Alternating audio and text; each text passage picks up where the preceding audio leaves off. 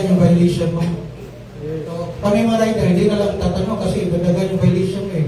So, parang nasa... Brother, kung sinasabi mong perwisyo, of course, kakampinin nyo ako. But sometimes, hindi naman natin ma-perfect ang buhay. Minsan nagkakamali tayo. Yung enforcer na sabihin natin, assuming nagkamali, okay na yon. Ang hindi lang tama, kung paulit-ulit na magkakamali. And secondly, kung yung sinasabing pag nagtanong, totoo naman yan, Ardy, tinatakot, dadagdagan ng violations. Do not fight the problem kasi wala nang batas na nagbabawal na mag-video. So pag nag-video ka at hindi naging maganda ang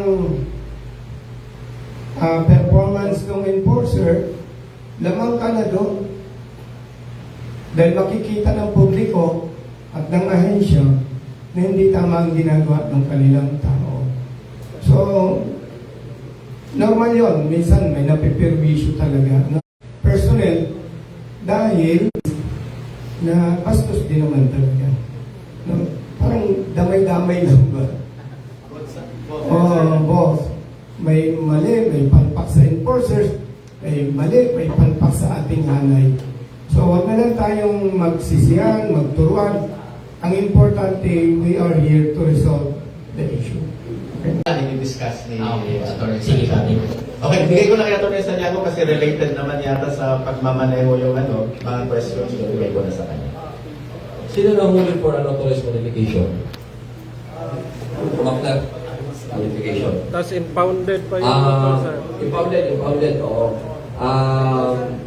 Sino ang hinuli for unauthorized modification na hindi ginamitan ng decibel meter? Lahat. Tanong ko, sino ang naniniwala na mali yun at dapat gamitan ng decibel meter? Naniniwala ka dapat gamitan ng decibel meter. Sir, ano po ang basis po ng paniniwala ninyo? To answer your question po, sir, kasi yun po dapat. Sa tingin po. Ano po ang legal basis po? Sa legal basis po, yun po nakalabas po sa sinesearch po namin sa Google. Dapat magamit po ng DT meter po. Anong batas po, memorandum or circular po? 4136 po. 4136? RA 4136? Yes po, sir. Na kailangan i-measure decibel Yes, sir. meter. What particular provision in 4136, sir? Because I have read 4136 heartily, and I almost memorized all the provisions of that law. Wala po ko nakita ng 99 decibel po doon. Attorney, excuse me. I will answer your question. Ang PMBAC attorney accredited ng LTO. At yung 99 decibels using triangular shape object, yan po, attorney, ay guidelines ng LTO sa PMBAC. At naniniwala po kami na yun ay tama. Kaya yun ang aming pinagbabatayan. So, with respect sa iyo, attorney, kung hindi naman i-adapt ninyo yon as enforcement personnel, dapat po mag-usap kayo sa LTO, DOTR. Kung mali yung ginagawa ng PMBAC, pag-usapan po ninyo, itama ninyo at kami ay susunod. Yes. Ganito. Hinuli kayo, the apprehension was for unauthorized motor vehicle modification. That is paragraph B, section 2 of Joint Administrative Order 2014-01. That is the basis for apprehension of our law enforcement.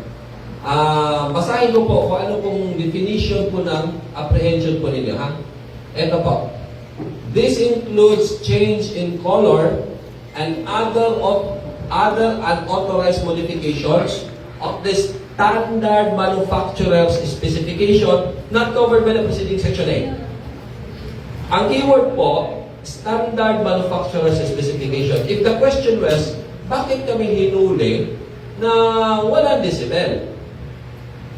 Ang bottom line, bakit niya hinuli na walang decibel po? Ito po. Ang tanong po ng enforcer, ito po bang muffler ninyo ay standard manufacturer specification? Paano niyo po ba malalaman yung standard manufacturer specification? Pag bili niyo po ng Aerox, yung kinuha po ninyong motor sa kasa, yung specifications po nun, yun yung standard manufacturer specification. Ngayon po, yes, may tanong ka. Sir, inakaw ko yung mapler ko ng December 28. Stock dinakaw. Tapos meron kang police report for the... Yes, magulo. tapos, kaya mo pinalitan. Bakit hindi mo pinalitan din ang stock? Wala ba daling stock?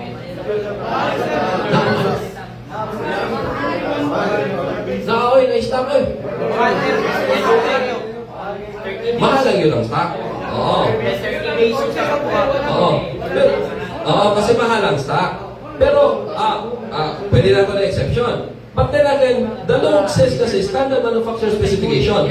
Bakit ba hindi natin pwede palitan ng stock? Dito naman tayo sa Department Order Number 2010-32. This was issued on September 8, October 2010. It says here, this is guidelines and requirements in the reclassification or registration of modified motor vehicles. There is a guidelines actually for your motor vehicle to be registered. This kahit na modified. Ang sabi dito, 5.2, the modifications involving safety and environment shall not be allowed. Shall ang ginamit. That is mandatory. Not allowed.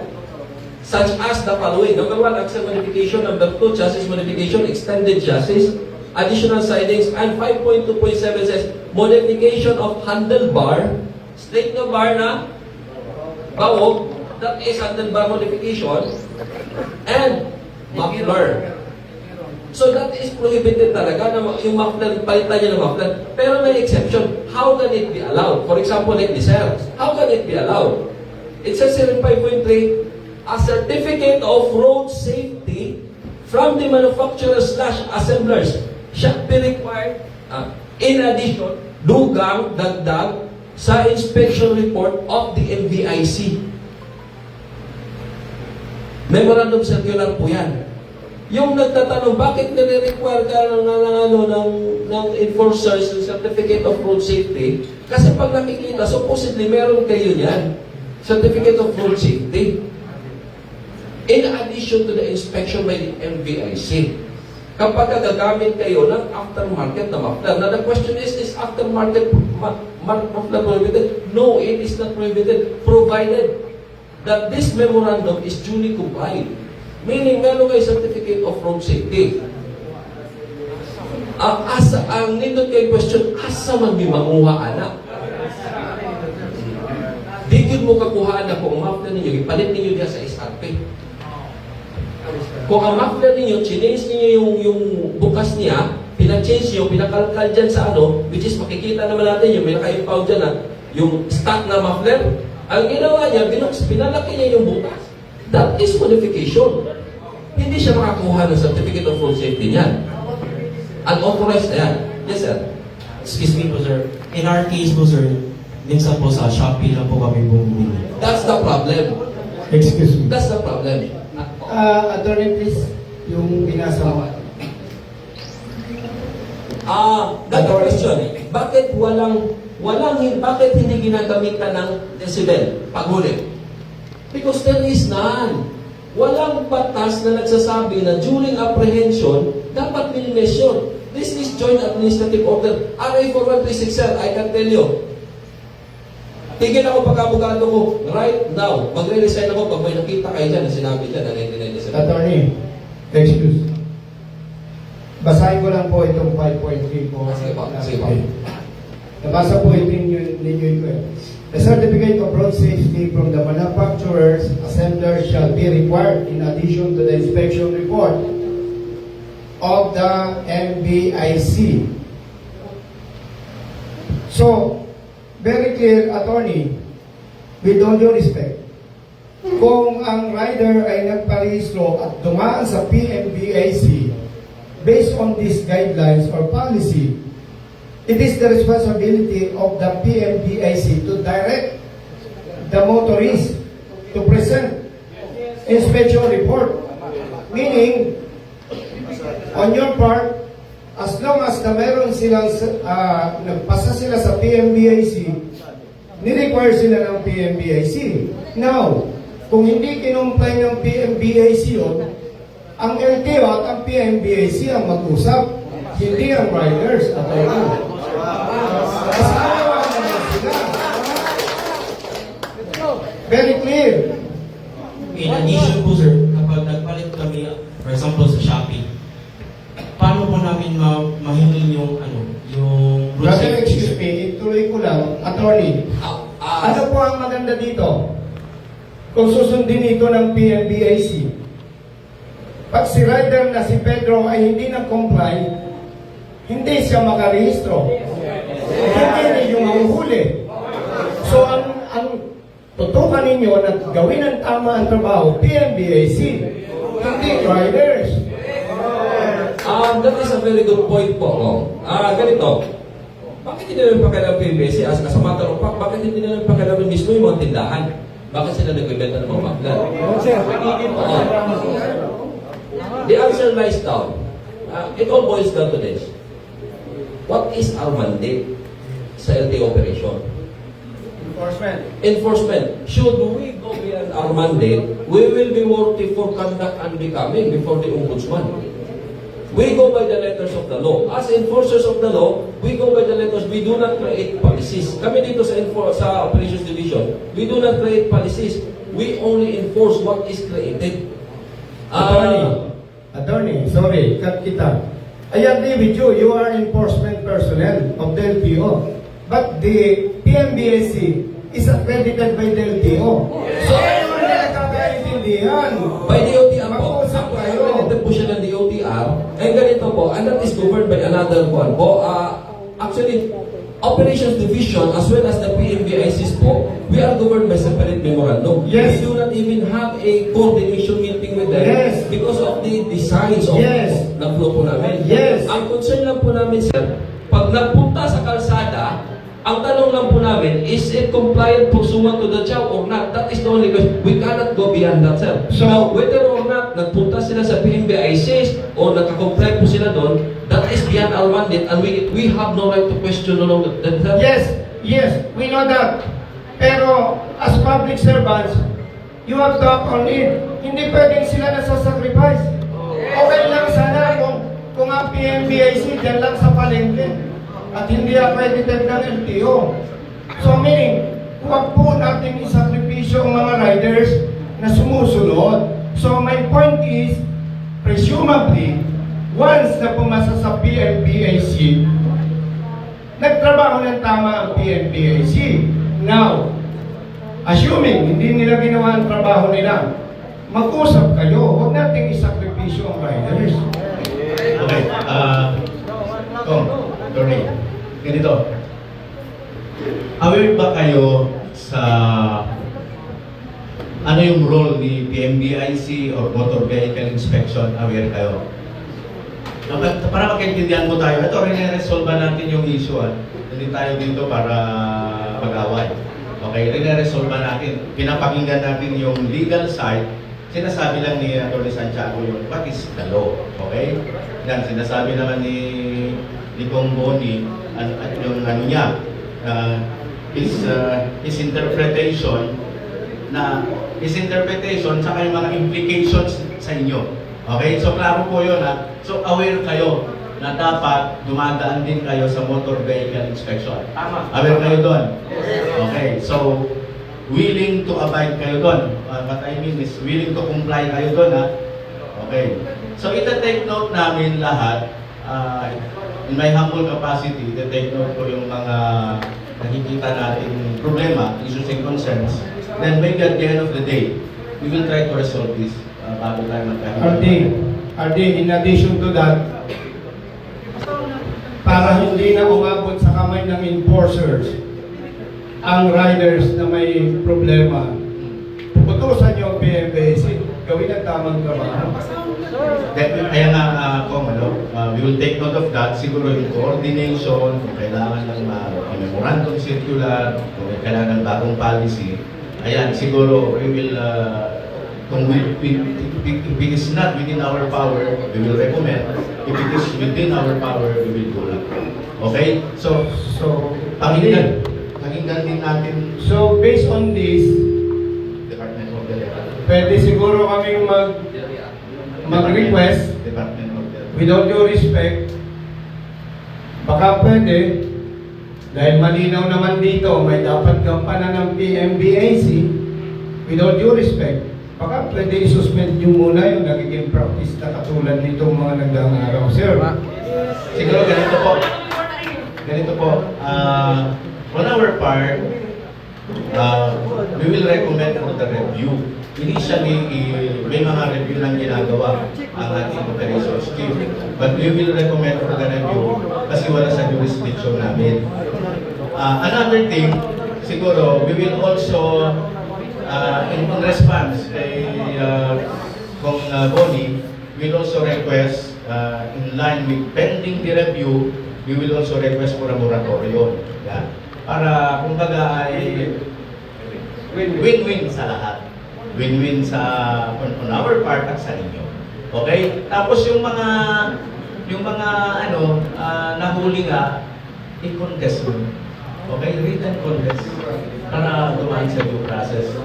Katulad ng sinabi mo na nakawat ka, mga ganyan. Pakikinggan naman namin yun eh. Hindi kaya nga, i-ano mo, put it in writing. Put it in writing. Hindi nga, kaya nga i-written contest mo nga, then we will evaluate. Doon na lang. Kasi hindi naman, I don't want to preempt. Ayaw mo naman pangunahan yung gagawin ng adjudication. Saka, ang hirap naman mag-promise ng hindi mo pwedeng i-promise, ano? So, I don't want to preempt. Tumunod lang tayo sa proseso. Sa tamang proseso lang, yung written contest, then we will act on it. Attorney, Yes. may tatanong lang ako kay Attorney. Attorney, correct me if I'm wrong.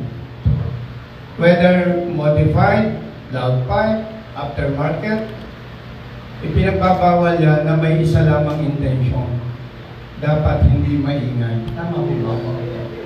Now, ibalik ko po sa iyo yung 99 decibels. Aware po ba kayo na ang author noon, DOTR, LTO? 99 decibels. Yes, aware kayo. Kasi po, para ding overloaded na truck yan eh. May weight. Sa sound level naman, attorney, decibels. So, hindi po natin ma-blame ang ating mga kapatid na riders na pinaniniwalaan nila yon.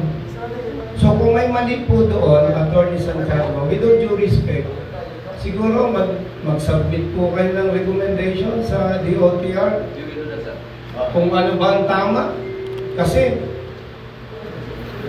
sa PMBIC, 99 decibels daw. Pero sa lokal na pamahalaan ng Cebu City, 84 decibels. Paano na yan? Pasado sa LTO, baksak sa LGU. Ang sa amin lang, sir, attorney, again, hindi po namin pinagtatanggol yung pasaway na riders. Nakakasira nga yan sa hanay eh. Pero mag-usap naman po kayo, itama ninyo with LGU. Kung anong gusto ninyo, gawin ninyo, susunod kami. Huwag lang yung para tayong magkakaaway dito, para tayong nasa ibang Taiwan po. Pare-pare naman po tayong Pilipino, ay isang intention. So that's why nagpapasalamat ako, nandito si Attorney Ken, from the local government unit of Cebu City. Para once and for all, makapag-usap po kayo. Again, mga sirs, hindi kami matigas ang ulo, willing kami sumunod. Itama lamang po, iayos lang. Okay. Actually po, isa sa mga namin, hikain namin ay karoon talaga ng strong relationship between our agency and the local government unit at sa mga kapulisan din. So, ako kasi being new here, nagko-coordinate na po ako. Inuna ko muna sa PNP side, nagko-coordinate na po ako doon. Saan? Hindi pa na naman to, sir. Kapapalit ng bayad nila. Tapos, huli, yung pauna. Wala kami may pakita na represent na IBMS. Paano yun? Wala mapakita na yung stock, wala na. Na-impound. BIC. Sige, ganito ang gawin nyo, written contest po. That is the very purpose of the written contest. Because there are instances na that is beyond our control, such as that, such as kayong ninakaw. So, sabi ko sa kanya, isubmit niya yung police report dito na ninakawan. Kasi hindi talaga siya makapag. And we will make, I cannot say an exception because that is not provided in the law. Pag sinabi ko gawa ng exception, ako naman ang patay. So, gagawa namin ng paraan kung ano ang magagawa natin na ma-release yan na not using the stock. But there will be securities and guarantees that needs to be accomplished before that. Gusto ko lang po sana i-clarify regarding po doon sa katanungan pa rin, bakit hindi ginagamitan ng decibel ang apprehension for unauthorized modification? The simple answer is this. There is no basis in law for us to use decibel measurement upon apprehension for an authorized modification. Wala sa batas yan, wala sa procedure yan. An authorized modification, the only question that will be answered by a yes or no is this a standard manufacturer specification? If it's yes, then there's no violation. But if it's a no, then that's already a violation. Now, the sound level, wala po yan sa JAW, wala po sa 4136, sir. Wala sa 4136 yun, sir, ha? Or nandun talaga sa 4136? Hindi man niya nabasa. So wala sa 4136 yan, ha? Like I said, titigil ako sa pagka-abogado ko kung nasa 4136 yan. Excuse me, sir. Sir, excuse. Attorney, Apo. hearing lang ako. Huwag po ninyong questionin ng mga riders. Questionin po ninyo DOTR, Central Office. Kasi sila nag-introduce po niyan eh. Hindi kami, hindi ako. So siguro po maganda doon po ninyo questionin at itama po ito. Yun lang, attorney, with all due respect. Hindi kami ang sasagot sa iyo. DOTR, LTO po. Yes, po, sir. Ano po, yun nga para maging klaro lang, kanina sinabi ko na we will submit a request for the review, okay? Based on sa mga natin na natatanggap natin ngayon na mga concerns. So magsasubmit kami ng request for review sa higher authorities. Review of the department order, the JAW kasi department order. Excuse me, sir. While on review, sir, di ba pwedeng ma-release yung mga impound na motor na palitan na naman na ng stock, sir? Yung... Kanina may sinabi si Atty. Vince na, di ba, na-impound ka ba? Yes, sir. Yung mag-written contest ka? That is the subject of I will not say that is the problem. Ha?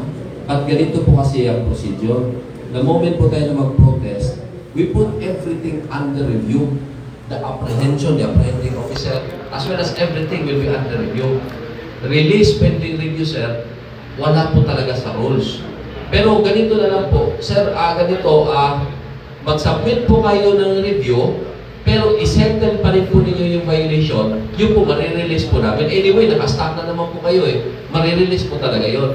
Pero sir, if you're asking is, pwede ba namin i-release pending review? Sir, ombudsman kami, sure ako dyan. I-ombudsman ko yung task ko, asay sa Laberne. Kapag ka nag-release siya, kasi wala po talaga sa procedure yan. Attorney, excuse. Are you saying na magmulta na lang para ma-release? Para ma-release, you have to pay the fine if na-cure nyo na yung defect. But if you're going to file a protest, necessarily po, hindi po talaga pwede ma-release yan pending po resolution po namin. Protest. So, meron silang choice. Kasi nga, may problema dito. Hindi ito na-implement ng LTO na dapat once pumasa sa PMBIC, ang presumption dyan, nag-comply ang PMBIC. So, option lang yung brother, maghintay-hintay ka na lang. Pero kung mapera ka, bahala ka sa buhay mo. Ma'am, sir, this is an assurance I will give to you. as suggested by Congressman Candel, we will submit this to review. Ito, para hindi na maulit. No? But then, like I said, if we can do a change right now, I will tell you, we are also slaves of the law. Kailangan din po namin sumunod sa batas. Kami, kailangan namin, pag wala sa batas yung ginawa namin, pwede niyo po kami. Yung sinabi mo, sir, na yung pag nagtanong, dadagdagan, please, isubmit po sa akin yung video no, na ginawa yon. Promise ko sa iyo, sir, tatanggalin ko yung enforcer na yon. Ha? Asa isubmit na mo video? Asa mo na video? Nangyari kasi sir, parang depende na lang sa mood ng huli. Kasi Ang dami ng video nakapost kayo sa enforcers namin. Bakit hindi nyo sinabi yun? Isama nyo. wala ko ka-video sir. Nasuko siya kay may ka-video. I-impound me, tanan, maging anak sila. I-release na tako. Wala mo ka-video? Wala ko kay, wala kay, tungod ka-video siya sir. I-impound akong motor, i-impound yung tanan. I-release na tagyo ko sir. Ay, padong ko mo trabaho yun sir ba?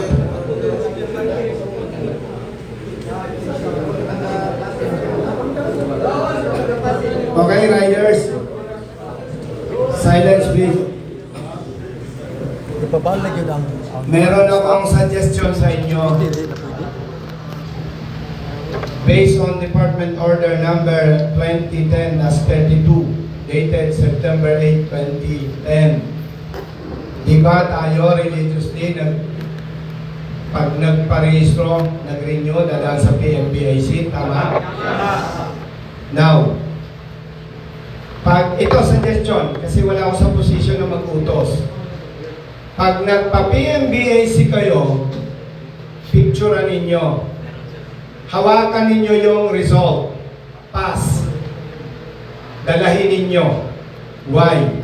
Pag hinuli kayo ng enforcer ng LTO, at ang daming sabihin, modified, unauthorized, walang personalan. Legally speaking, magsasampa tayo ng kaso against enforcer. Ano yung gusto natin sabihin? Kasi attorney sinasabi sa 5.3 na ang magre-require PMBAC. So once pumasa sila, absurd to sila. PMBAC ang questionin. Hindi tayo nakikipag-away sa LTO. Ang gusto lang natin, mag-protectionan kayo.